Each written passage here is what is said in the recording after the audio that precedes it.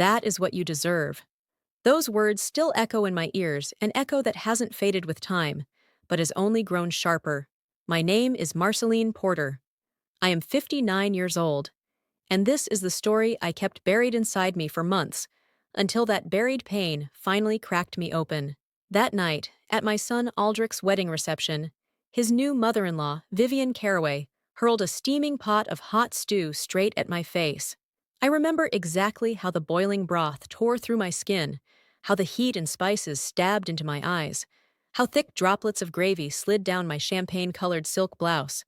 But what burned me more than the soup was her smile.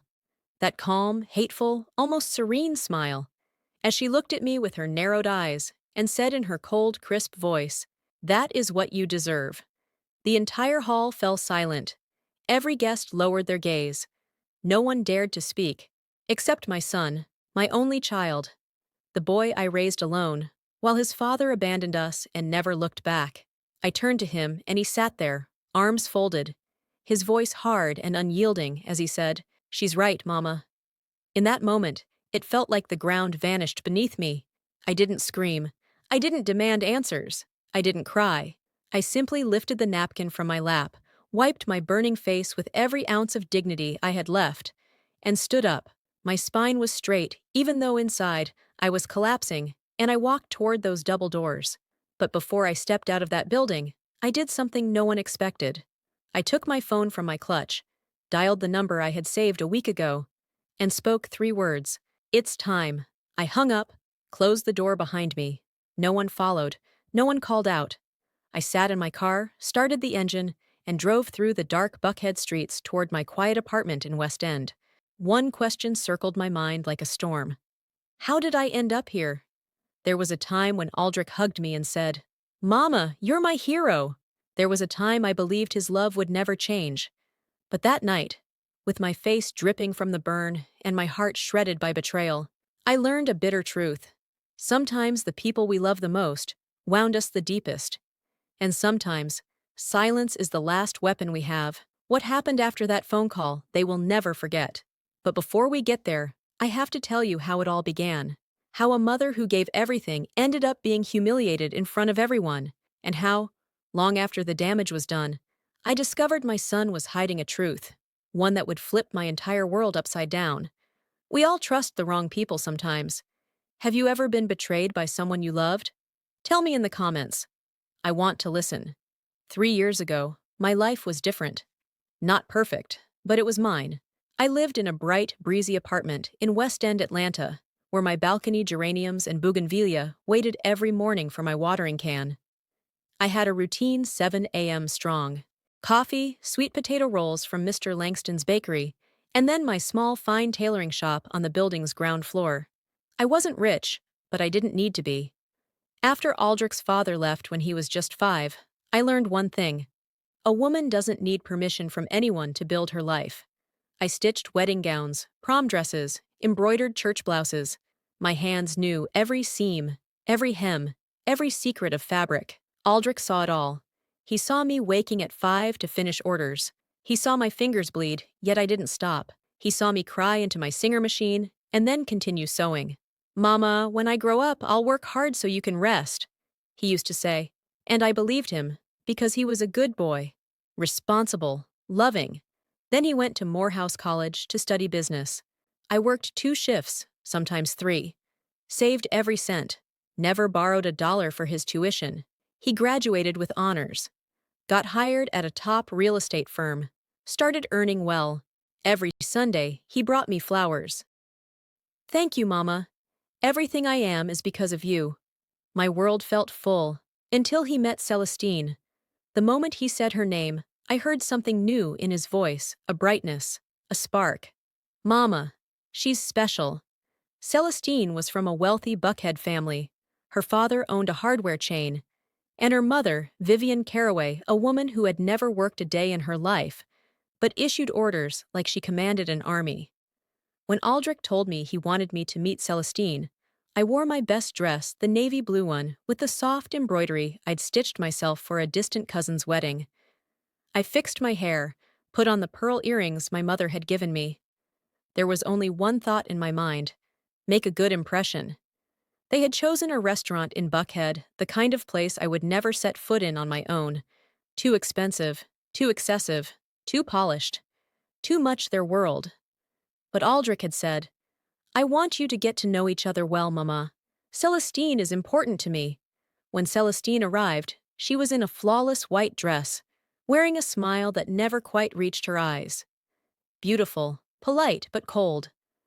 Our conversation stayed trapped in small, hollow topics: the weather, her interior design job, and the wedding plans she'd already begun painting in the air, despite only 6 months of dating. I smiled, nodded, asked all the right questions. But when she said, My mother is very eager to meet you, Miss Marcelline. I've told her so much about you. Something inside me tightened. Miss Marcelline. As if my name needed an honorary label just to survive in their world. Aldrich squeezed my hand gently and said, Everything will be fine, Mama. And back then, I believed him. I still thought the love between a mother and her son was unshakable, strengthened by years of surviving together, by all the battles we'd fought side by side. I never imagined anything could break that. I didn't yet know that some women decide who their enemy is before they've even said hello. And I had no idea that Vivian Caraway had already made up her mind. I was not good enough for their family. As we left the restaurant, Aldrich hugged me tightly and said, Celestine adored you, Mama. I smiled, but somewhere deep, in the cold and shadowed corner of my heart, a voice whispered, That girl is lying. And so is Vivienne. 3 months later, they invited me over for dinner. And that was where everything began to splinter like cheap wood. Vivian's Buckhead home was exactly what I imagined: huge, cold, and drowning in things that meant nothing. Crystal chandeliers, Persian rugs, oil paintings, gold-framed portraits. Furniture so spotless and stiff, it belonged in a magazine, not a home. When we arrived, Vivian stood at the door with another smile that never reached her eyes. Marcelline, so lovely to see you, she said, giving 2 fake air kisses that didn't come close to touching my cheeks. Come in, make yourself at home. But I didn't feel at home at all. I felt like I had stepped into someone else's world, a world where I would never belong. Celestine came down the stairs in a glowing, expensive pale pink dress, probably worth more than 3 months of my rent. Miss Marcelline, you look lovely. There it was again. Miss Marcelline, a title they thought was respectful, but that made me feel outdated, distant, and painfully out of place. Vivian's husband, Reginald Caraway, a broad, heavy man with a gravelly voice, gave me a stiff handshake before sinking back into his armchair, where he split his attention between the TV and his scotch. He spoke maybe 2 sentences the entire evening, mostly grunts, a couple of yeses, and nothing more. Aldrich, on the other hand, looked so comfortable there. So settled, so at ease, as if this was his true home, not our small, worn-down apartment. That realization sliced into me deeper than I wanted to admit. Dinner was served by a young housekeeper, eyes down, steps quiet, hands steady. Vivian didn't bother to look at her. More water, bring the bread. I tried to smile at the girl when she set my plate down. She flicked me a tiny, grateful glance before disappearing like a ghost. The conversation over dinner was tense from the very first moment. Vivian talked about her club friends, their upcoming vacation to Hilton Head, Reginald's new SUV. Everything revolved around money, status, and the things in their universe. Because one simply can't drive around in anything, right, Marceline? Vivian laughed lightly, as if mocking something invisible. One must maintain a certain level. All I could do was nod. What was I supposed to say? Celestine jumped in quickly, resting her hand on Aldrich's arm the way someone stamps their ownership on an object. Mama, I already told Aldrich. Once we're married, he'll need a bigger car. The one he drives is very modest. Aldrich let out an uneasy chuckle. The car is fine, babe. It works well for me, Celestine insisted, her voice syrupy but firm. But we're going to have children, aren't we? We need space, safety, and my dad can help with the down payment. A tightness rose in my chest. That car Aldrich had bought it with his own hard-earned money. I had watched him save every cent. And here, this girl was talking about it as if it were something shameful. I spoke softly, but clearly. I think Aldrich knows what is best for him. For the first time that night, Vivian looked at me directly. Of course, Marceline. He's very smart. That's why I'm sure he'll make the right decisions. For his future. For his new family. New family. The word hit me like a slap. As if I no longer belonged anywhere near his tomorrow. Aldrich said nothing. Just stared down at his plate. And in that moment, I realized something painful.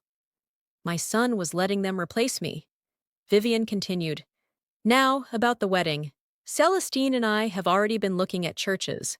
It'll be at the cathedral naturally, family tradition, and the reception at the St. Regis. Nothing ostentatious, just elegant. Things must be done properly. I cleared my throat and nodded. No one had asked me for my opinion. My own son's wedding felt like something I was merely observing from the outside. And what do you think, Marceline? Vivian asked, her smile sharp as glass. Do you like the idea? It sounds beautiful, I forced a smile. The important thing is that Aldrich and Celestine are happy. Exactly. Vivian lifted her wine glass. Happiness, and starting life without burdens. Burdens! The word hung in the air like poison. Celestine went to the bathroom. Reginald fell asleep in his armchair. And that's when Vivian leaned toward me, her voice low, cutting. Marceline, you seem reasonable, so I'll be direct. Aldrich is a good boy, used to a simple life. That's fine. But now he's joining our family. And our family has expectations. Expectations? I felt heat crawl up my neck. Yes. Celestine needs stability. She deserves a husband who can provide. And Aldrich must focus on his future, not his past. There was a cold, clinical ruthlessness in her eyes. The past? I whispered. Don't misunderstand. I know you did a lot for him. Admirable, really. Her smile deepened. But now he has to fly on his own, without strings, without emotional dependencies. It felt like she had taken a knife and carved it straight through my heart. I have never been a burden on my son. My voice trembled, but it did not break. Of course not. Vivian smiled one final time. Just remember, a good mother knows when to step aside. Before I could respond, Celestine returned. Conversation resumed, as if nothing had happened. Dessert arrived crème brûlée. I didn't touch a single bite. At the end of the evening, Vivian handed me a small box. A little something, Marceline. A small token. So you think of us. Inside was a delicate white china teacup with a gold rim. Beautiful, expensive, cold. Thank you, I said, without meeting her eyes. The drive home was quiet. Aldrich said nothing. So did I. When he parked outside my building, he finally asked, Did you like Vivian, Mama? I looked at him, searching for the boy who used to call me his hero. But that boy wasn't in his eyes anymore. She seems like a strong woman, I said carefully. Aldrich smiled. She's incredible. She and Celestine are very close. It's nice to see that. And us! I screamed inside my chest. When were we last close? But my tongue chose silence. I stepped out, kissed his cheek, and walked up the stairs to my quiet home. That night, I made coffee on my old stove.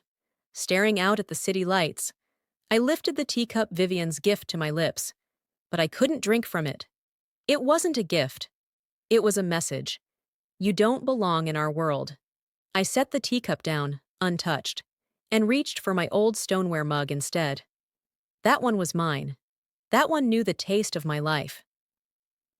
As I sipped my coffee, a thought took root inside me, dark, steady, growing. Just how far will this woman go to pull my son away from me?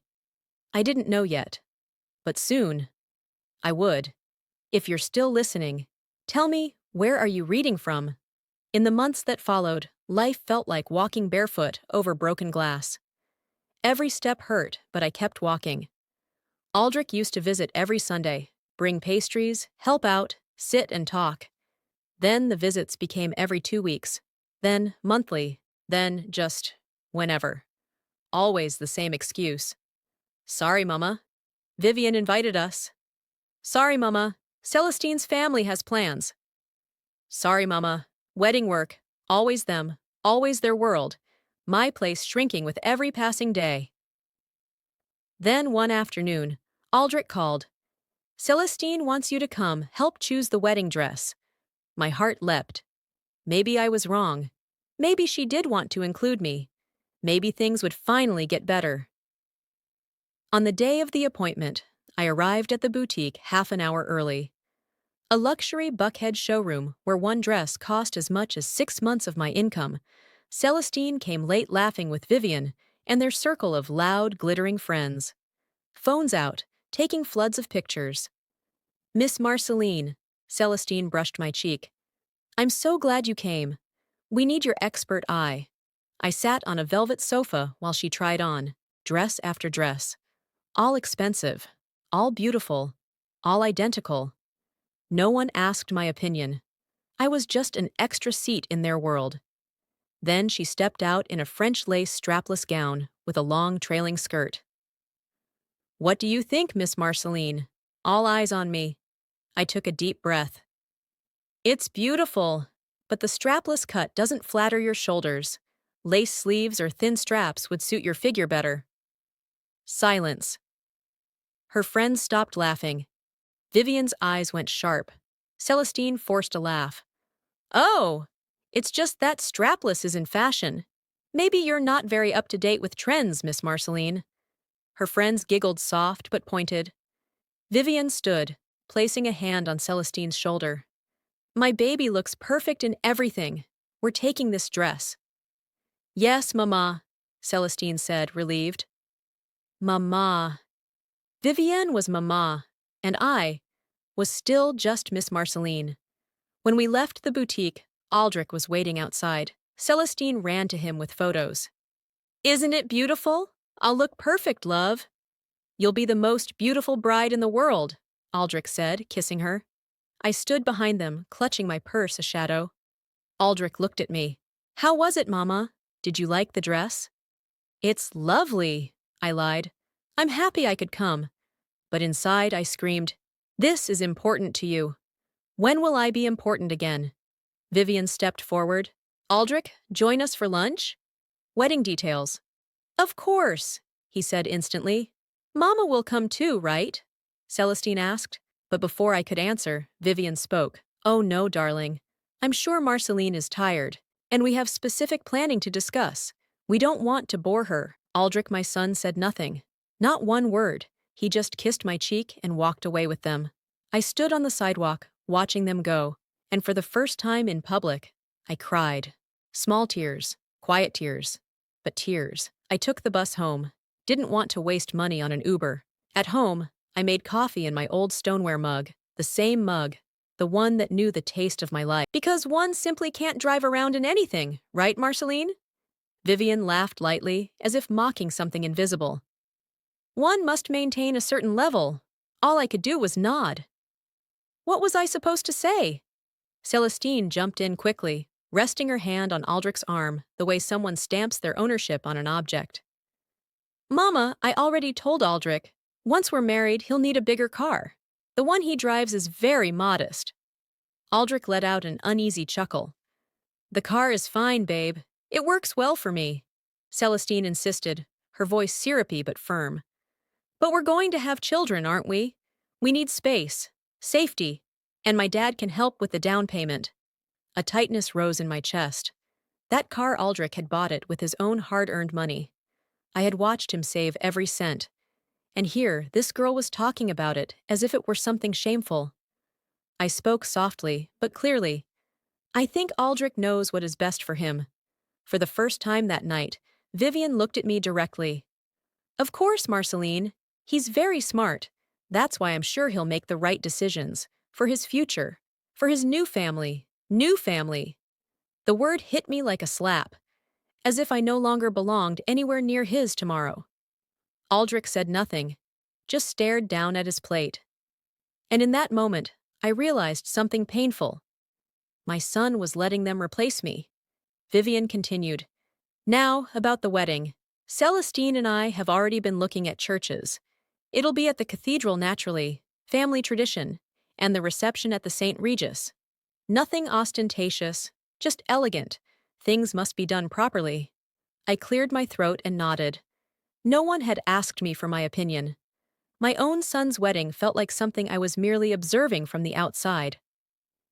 And what do you think, Marceline? Vivian asked, her smile sharp as glass. Do you like the idea? It sounds beautiful, I forced a smile. The important thing is that Aldrich and Celestine are happy. Exactly. Vivian lifted her wine glass. Happiness, and starting life without burdens. Burdens! The word hung in the air like poison. Celestine went to the bathroom. Reginald fell asleep in his armchair. And that's when Vivian leaned toward me, her voice low, cutting. Marceline, you seem reasonable, so I'll be direct. Aldrich is a good boy, used to a simple life. That's fine. But now he's joining our family. And our family has expectations. Expectations? I felt heat crawl up my neck. Yes. Celestine needs stability. She deserves a husband who can provide. And Aldrich must focus on his future, not his past. There was a cold, clinical ruthlessness in her eyes. The past? I whispered. Don't misunderstand. I know you did a lot for him. Admirable, really. Her smile deepened. But now he has to fly on his own, without strings, without emotional dependencies. It felt like she had taken a knife and carved it straight through my heart. I have never been a burden on my son. My voice trembled, but it did not break. Of course not. Vivian smiled one final time. Just remember, a good mother knows when to step aside. Before I could respond, Celestine returned. Conversation resumed, as if nothing had happened. Dessert arrived crème brûlée. I didn't touch a single bite. At the end of the evening, Vivian handed me a small box. A little something, Marceline.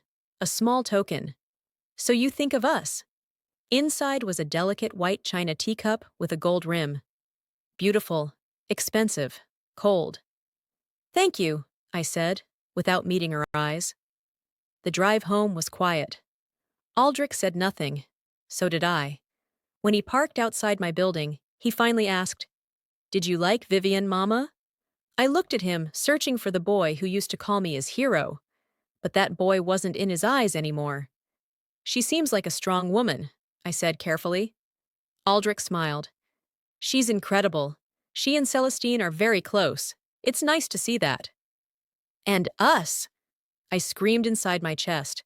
When were we last close? But my tongue chose silence. I stepped out, kissed his cheek, and walked up the stairs to my quiet home. That night, I made coffee on my old stove. Staring out at the city lights, I lifted the teacup Vivian's gift to my lips, but I couldn't drink from it. It wasn't a gift. It was a message. You don't belong in our world. I set the teacup down, untouched, and reached for my old stoneware mug instead. That one was mine. That one knew the taste of my life. As I sipped my coffee, a thought took root inside me, dark, steady, growing. Just how far will this woman go to pull my son away from me? I didn't know yet.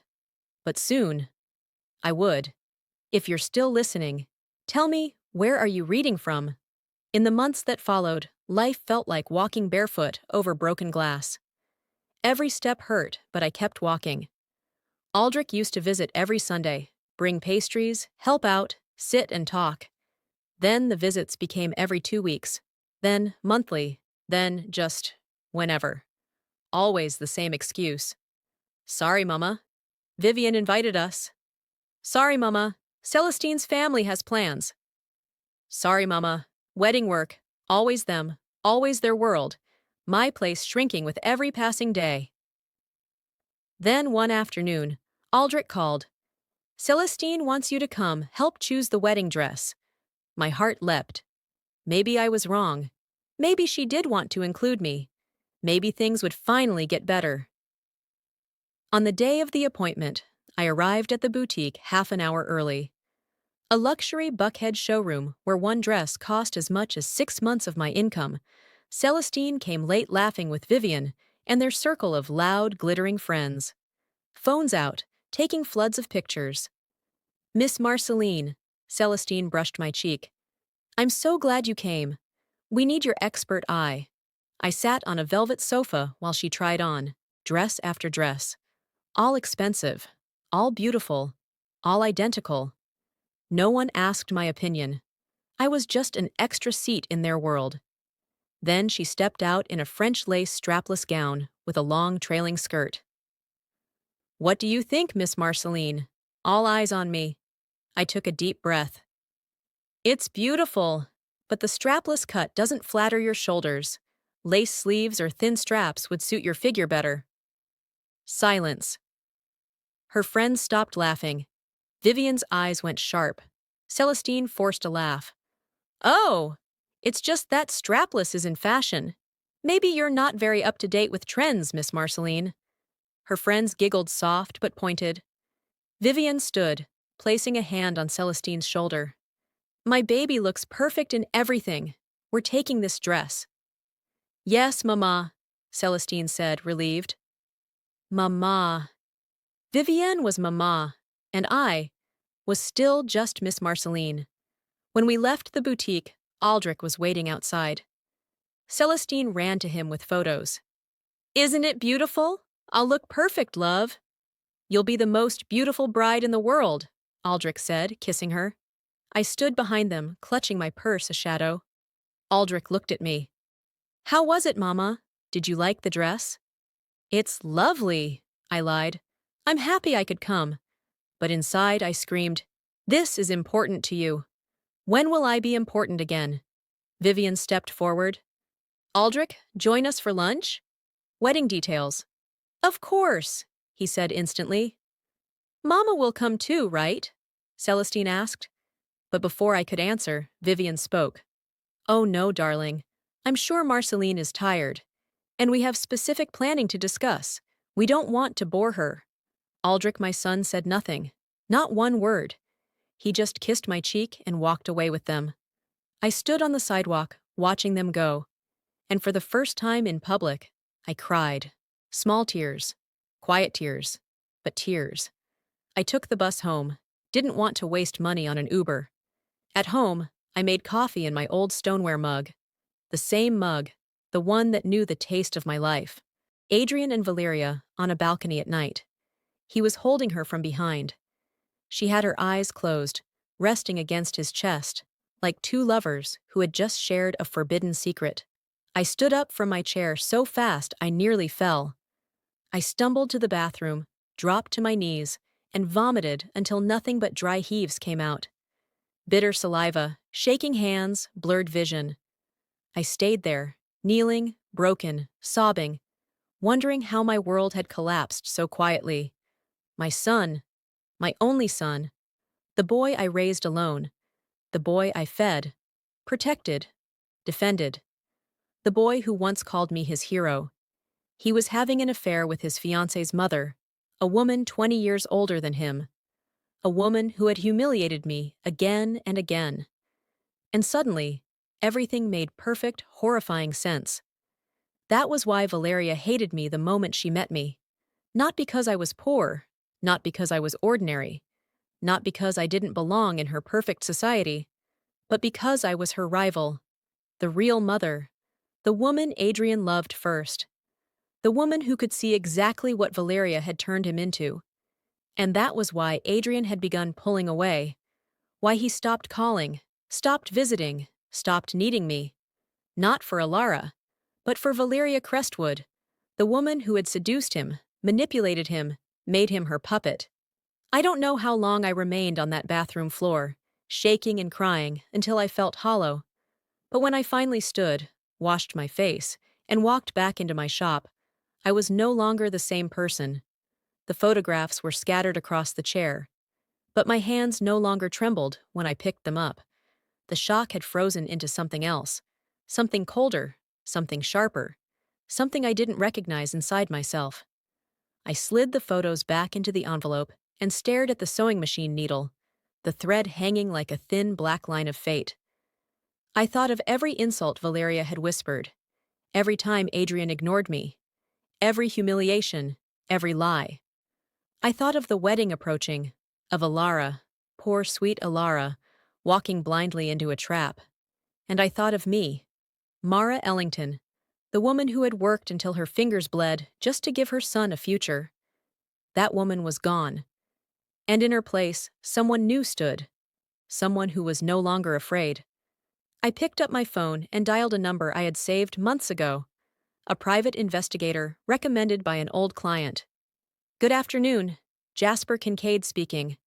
"This is Mara Ellington," I said, my voice cold, steady. "I need your services." "How can I assist you, Ms. Ellington?"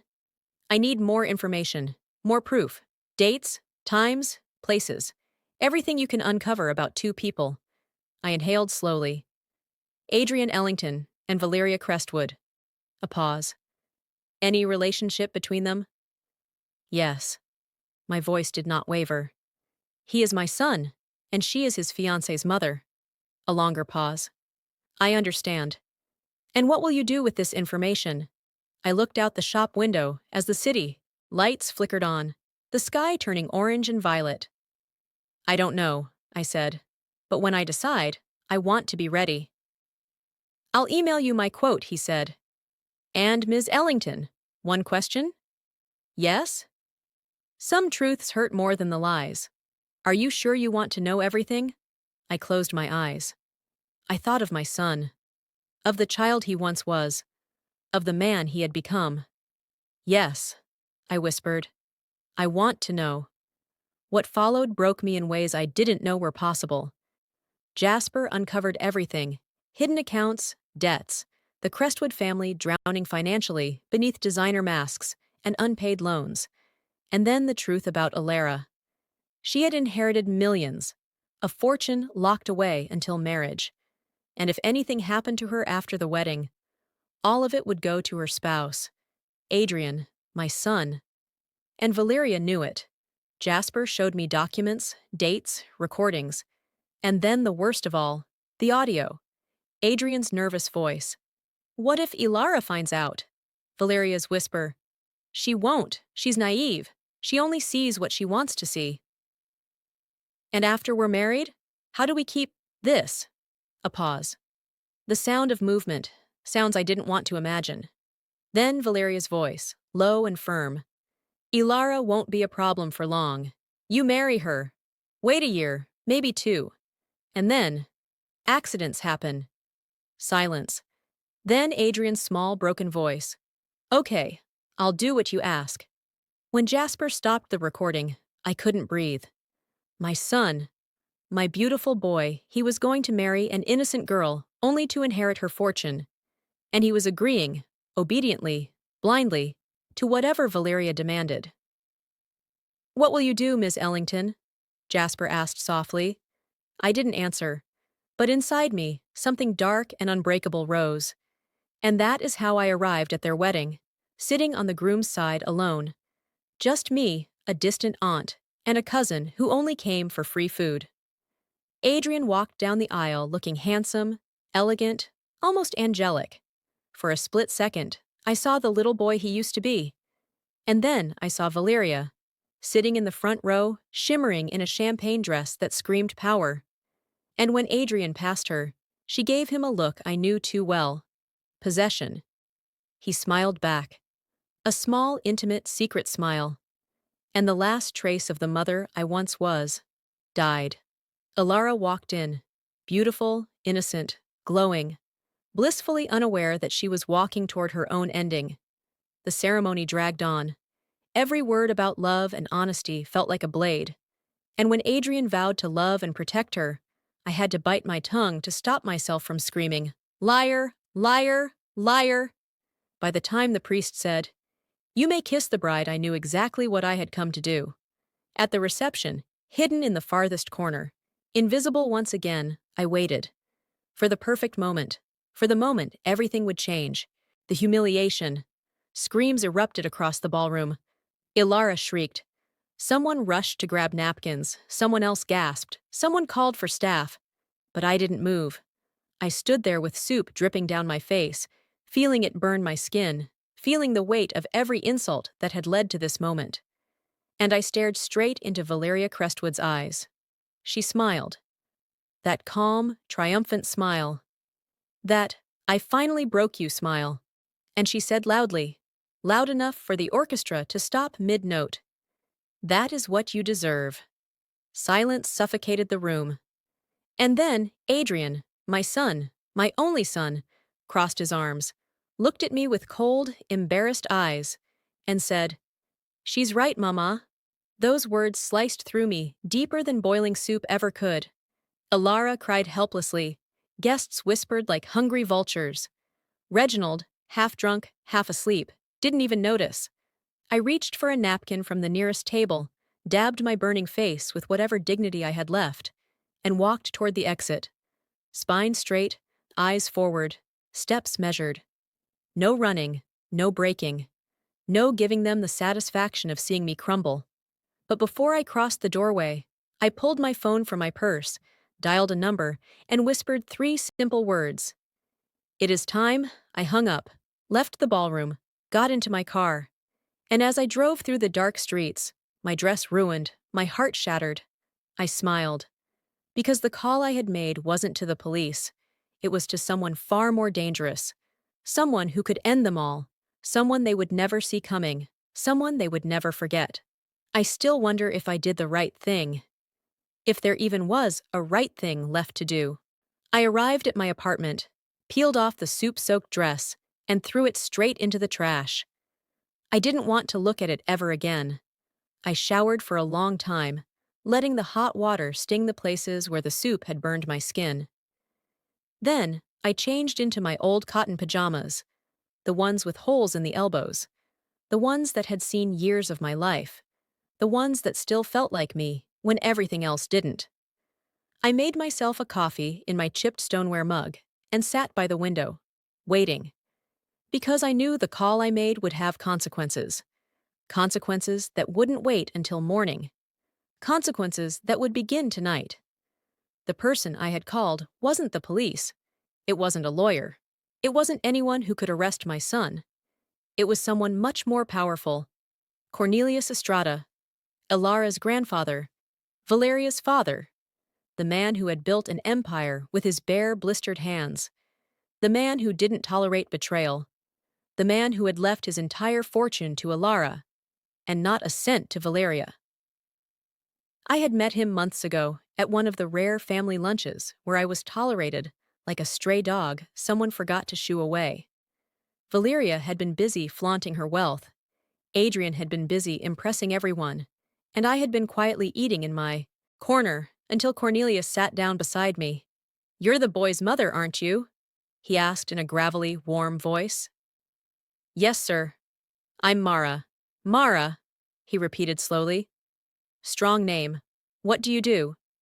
"I have a sewing shop. I make dresses."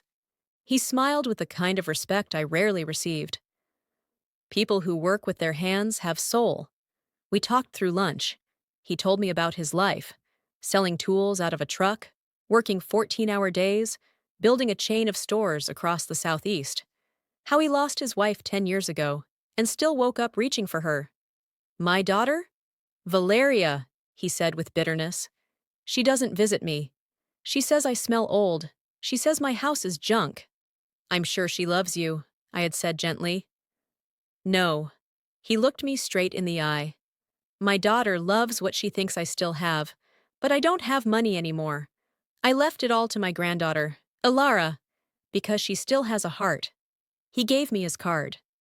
"If you ever need anything, Mara, call me."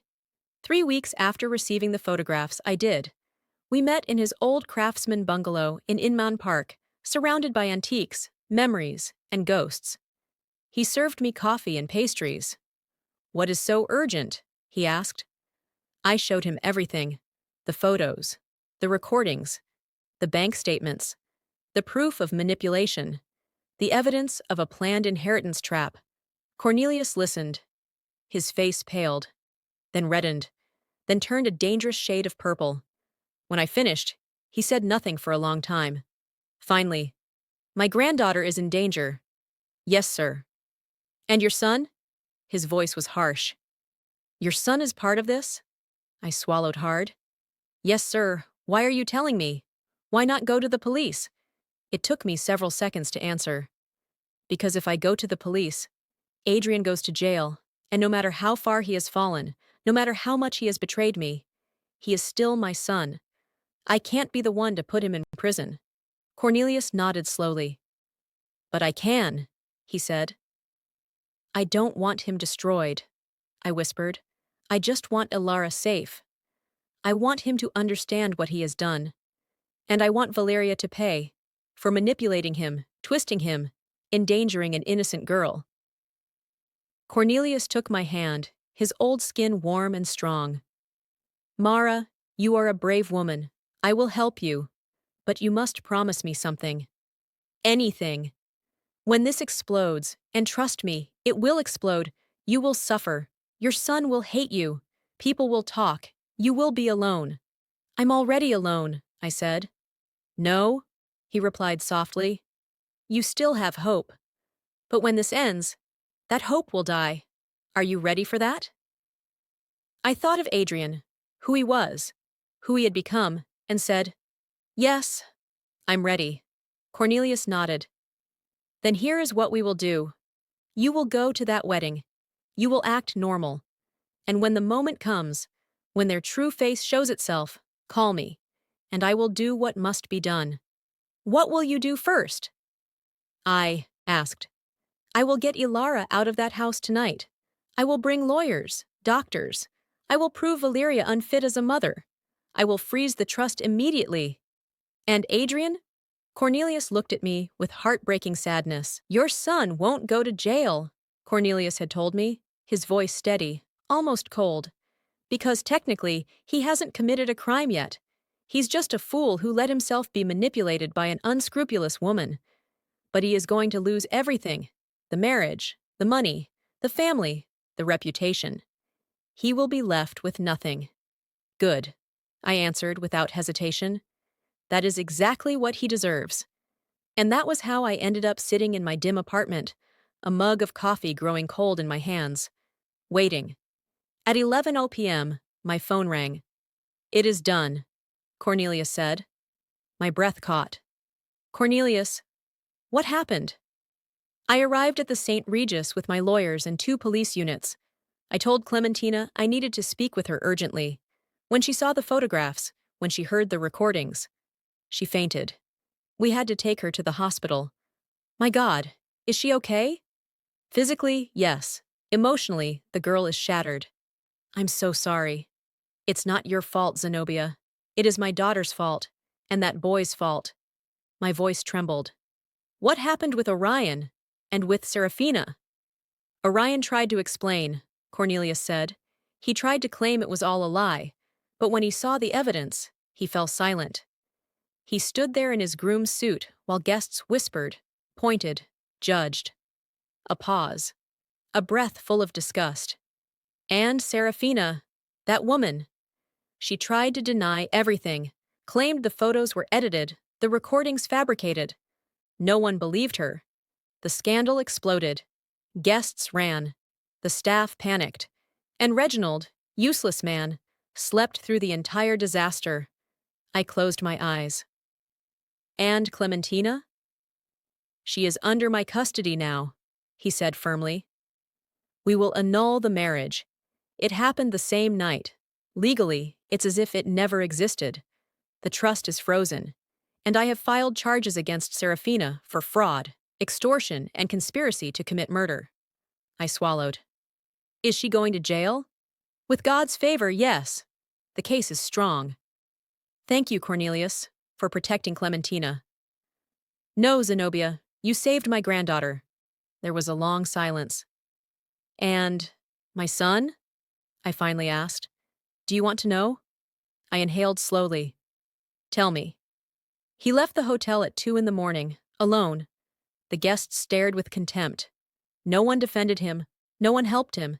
He got in his car and drove away. I don't know where. I understand. Zenobia, Cornelius said, your son lost everything tonight. How do you feel? How did I feel? Empty, sad, relieved, guilty, avenged. A storm of contradictions swirling in my chest. I feel at peace, I answered softly, because I did what was right. Yes, Cornelius said, you did what was right. Not many mothers have that strength. After the call ended, I sat by the window with my empty stoneware mug, watching the city lights flicker, people laughing, living, breathing, while I sat alone, but not broken, because what happened wasn't revenge. It was justice. Justice for Clementina, who never deserved to be used. Justice for me, who never deserved to be humiliated. And justice for Orion, who needed to learn that choices have consequences. I hadn't sent him to jail, but I had taken away everything he thought he could exploit. Money, status, name, illusions. Maybe when he hit rock bottom, he would remember who he used to be. Before Serafina's poison corroded his mind. That night, for the first time in months, I slept without nightmares. The days after the wedding were silent, strange, as if the world had paused. Orion didn't call, didn't write, didn't show up, and I didn't reach out either. Both of us needed time. Time to understand. Time to heal. Cornelius updated me every 2 days. Clementina was in intense emotional therapy, drowning in the betrayal of discovering the man she married had been sleeping with her mother. It's too twisted, Cornelius told me. Too deep. But she is young. She will heal. Meanwhile, the scandal detonated across the city. A guest had recorded part of the confrontation and uploaded it online. Within hours, it was everywhere. Orion leaving alone, Serafina screaming, Clementina on a stretcher. Everyone had an opinion. Some painted Orion as a manipulated victim, others as a greedy opportunist. The truth was somewhere in the middle. He wasn't innocent, but he wasn't evil. He was weak. By the second week, Cornelius brought more news. The DA accepted the charges against Serafina. She could face 8 to 15 years. 15 years. The woman who destroyed my life was finally going to pay. And Reginald? I asked. A drunk with no direction. The investigators confirmed he knew nothing. But he's lost everything. His wife, his daughter, his business, even his house. He's living in a rented room now. I felt no pity. He had watched the damage for years and done nothing. By the third week, Orion finally came. He knocked softly around 8 at night. When I opened the door, I barely recognized him. Thin, unshaven, hollow-eyed, defeated. "Mama," he whispered. "What do you want, Orion?" I need to talk. We have nothing to talk about. Please, just let me in." I wanted to close the door, truly. But the mother inside me, the one who had bandaged his knees, sung him lullabies, couldn't. He sat in the same chair where I had once seen the first damning photographs. "Do you want coffee?" I asked out of habit. "No," I waited. He swallowed hard. "I'm sorry, Mama." "For what?" "For everything I did. Everything I did to you." "And Clementina?" I asked coldly. "Are you sorry for her too?" His voice cracked. "Yes, especially for her.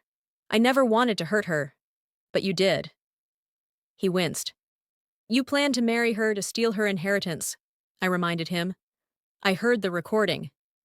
It wasn't me," he whispered. "It was Serafina?" I snapped. "You're going to blame her for your decisions?" "She manipulated me," he cried. "She made me believe I was nothing without her. That you, raised me to be mediocre. That I deserved more." The words sliced through me. "And you believed her?" I asked quietly. "Yes." "Why, Orion? Why did you believe her and not me?" His eyes filled with tears. "Because she gave me what you never could." "Money," I said, the word tasting bitter. "Yes, but not only that," he whispered. "She gave me attention. She made me feel important. She made me feel like I was special. I made you feel special too, I told him. No, Ma, Arav said quietly. You made me feel guilty. I froze. Every time I visited you, he continued, I saw your small apartment, your old clothes, your tired hands, and I felt guilty for having more than you. Mira never made me feel that way. Mira told me I deserved everything I had. I just stared at him, and in that instant, something dark and painful settled inside me. My son hadn't pushed me away because he hated me. He had pushed me away because he hated being reminded of where he came from, because I was the mirror of his poverty, because I was the reminder of humble beginnings he wanted to erase, and Mira had offered him an escape, a chance to reinvent himself into someone important, someone polished, someone whose mother wasn't a seamstress with calloused hands and a broken spine. You know what's saddest in all this, Arav? I finally whispered. That I never made you feel guilty. You felt guilty because deep down, you knew you had abandoned me. He lowered his head. I know, Ma, he murmured, and I'm so sorry. He looked exhausted, hollow almost. Where have you been these last few weeks? I asked. Cheap hotels, he admitted, spending whatever little I had left. I lost my job. No one wants to hire me. My name is everywhere on social media. People are laughing at me. And the house Karamvir promised me? It never existed. All lies. His hardware stores are bankrupt. The Buckhead house is in foreclosure. Poor Arav.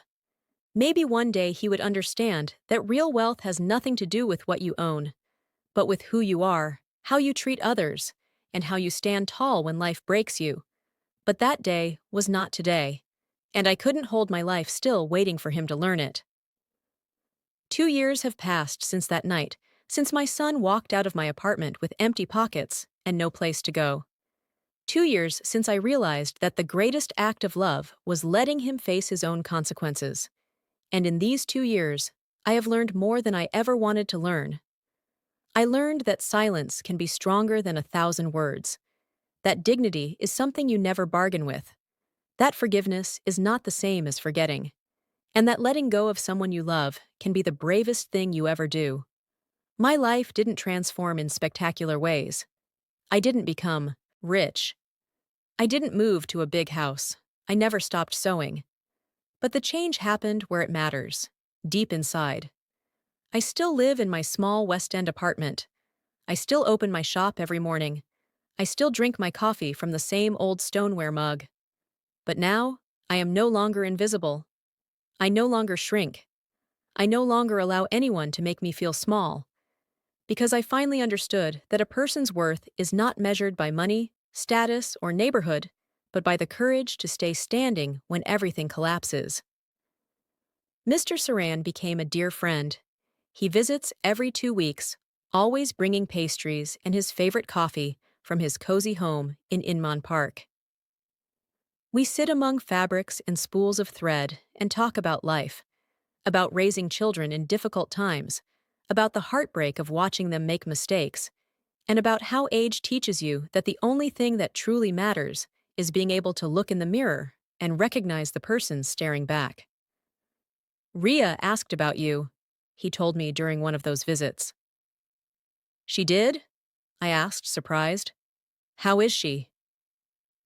Better, he said with a soft smile. Much better. She finished therapy, started studying psychology, says she wants to help women who've been through what she has.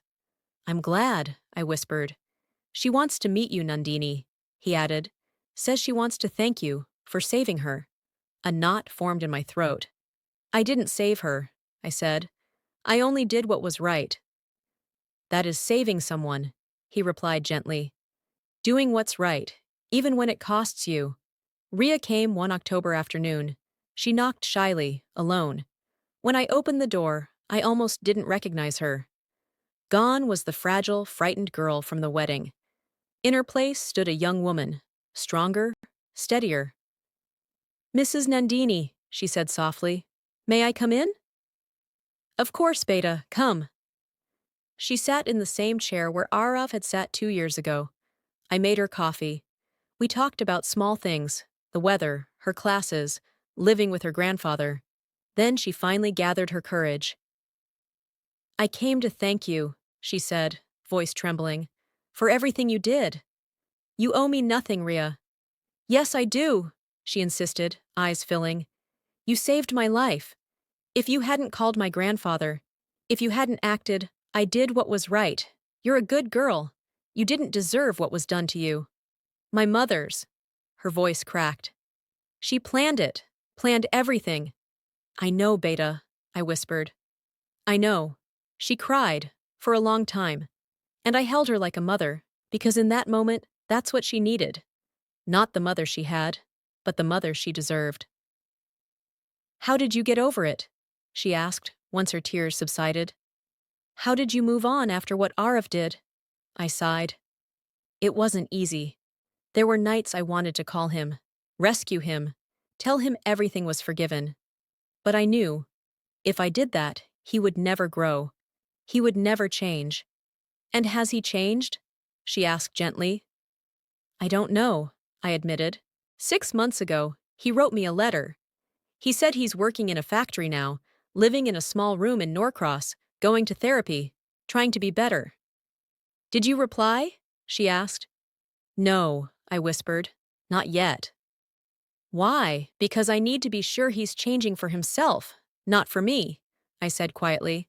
"I need to know he's doing the inner work he needs to do. And that takes time." Ria nodded slowly. "I'm doing that work too," she whispered. She took a deep breath. "In therapy, I learned that I can't blame myself for what my mother did, that it wasn't my responsibility to anticipate her cruelty. I was just a girl who trusted the wrong people." "Exactly," I said gently, taking her hand. "And now, you're a woman learning to trust again. This time, in the right people. Starting with yourself." Ria stayed the entire afternoon. She helped me sew the hem of a wedding gown, her hands trembling at first, and then growing steadier. She told me about her dream of opening a support center for women who had survived abuse, a place where no one would ever feel as alone as she once did. And when she finally stood to leave, she hugged me tightly, her voice trembling in my ear. "Thank you for being the mother mine never was." That night, I cried. Not from sorrow, but from something deeper. Because I had lost a son, but in a small, unexpected way, I had gained a daughter. Not by blood, but by heart. 3 months ago, I received news about Mira. Mr. Saran called early in the morning, his voice heavy. "Nandini, I need to tell you something about Mira." "What happened?" "She was sentenced to 12 years in prison. No possibility of early release." I took a slow breath. "And how is she?" "Destroyed," he said softly. "Physically, she's deteriorating. No one visits her, not even Karamvir. She's completely alone." "And how do you feel about that?" I asked gently. He sighed, a sound full of age and grief. "Relieved, but also heartbroken. Because that woman is still my daughter. And no matter what she became, a part of me remembers who she was before ambition poisoned her." I understood him far more than he knew. Because I, too, remembered the boy Arav had once been. Before life twisted him, before his choices scarred him, before the world convinced him that love was a burden. I wondered if that boy still existed somewhere inside him, or if he had vanished forever. 2 weeks ago, Arav's second letter arrived. It was longer than the first, raw, honest, painfully vulnerable. He wrote that he had started attending a support group for people trying to rebuild their lives after serious mistakes, that he was learning to live with guilt without letting it crush him, that he was saving every dollar he could so that someday he could repay all the money he had borrowed and never returned. "I don't expect you to forgive me, Ma," he wrote. "I don't expect us to go back to what we were.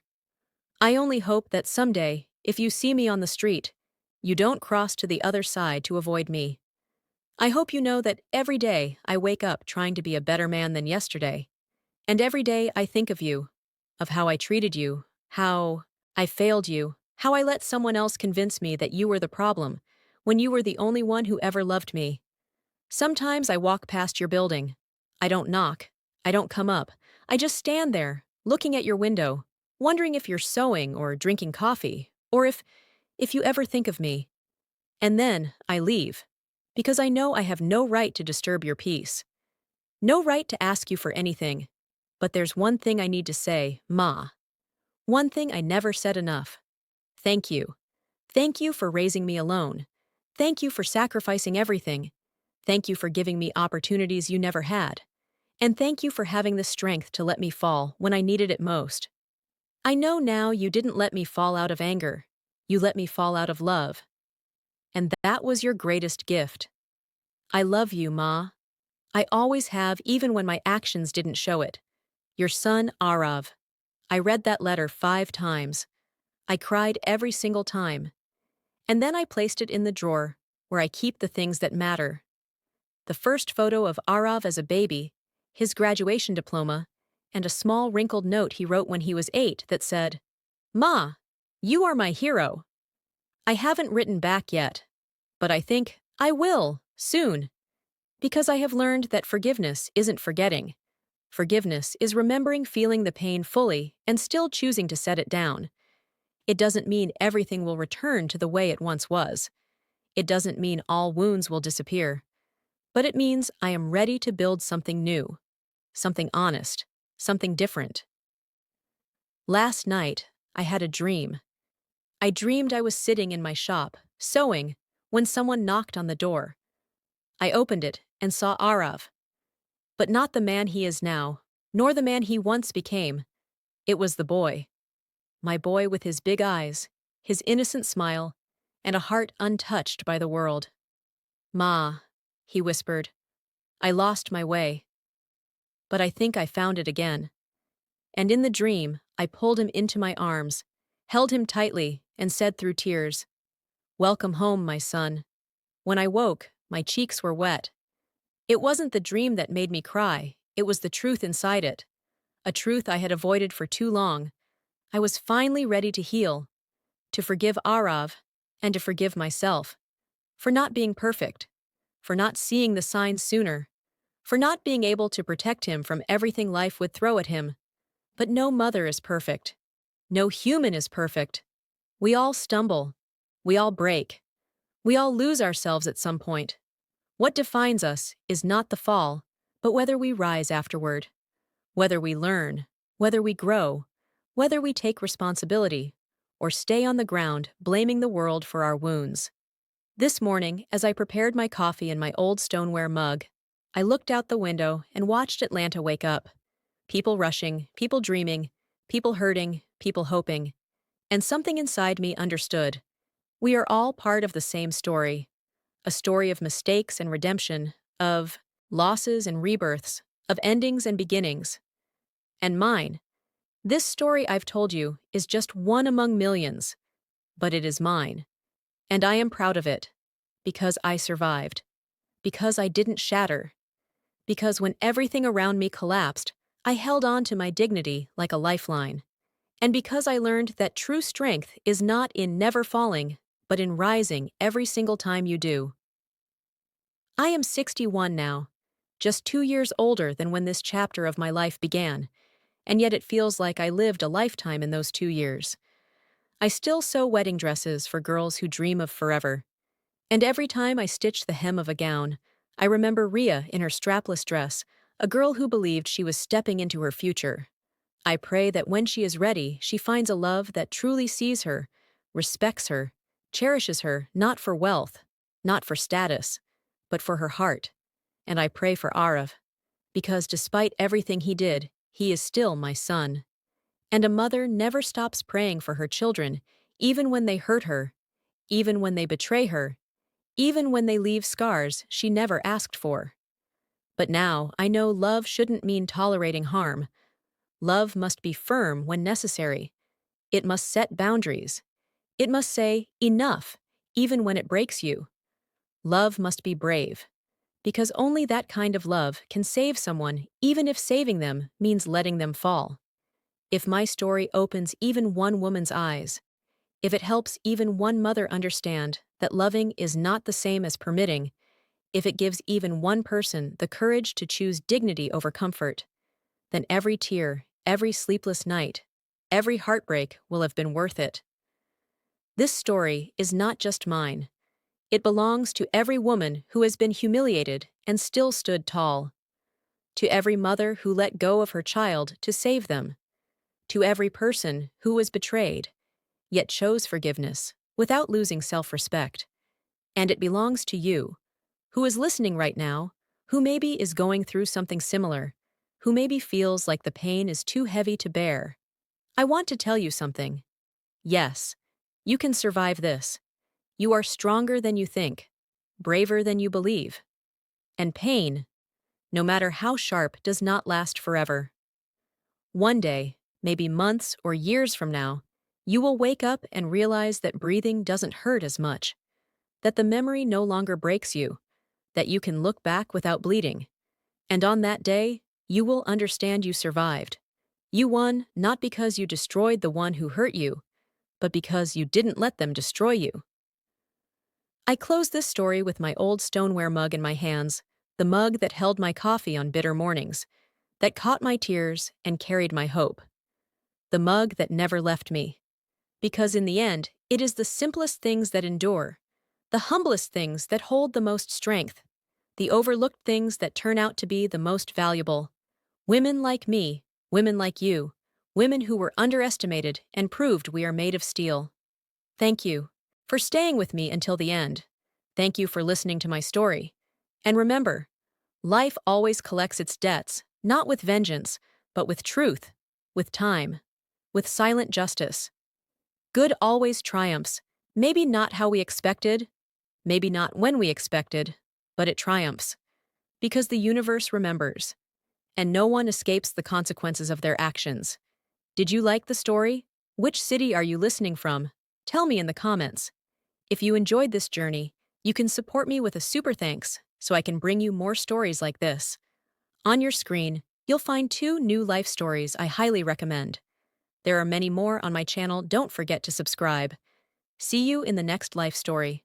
With love and respect.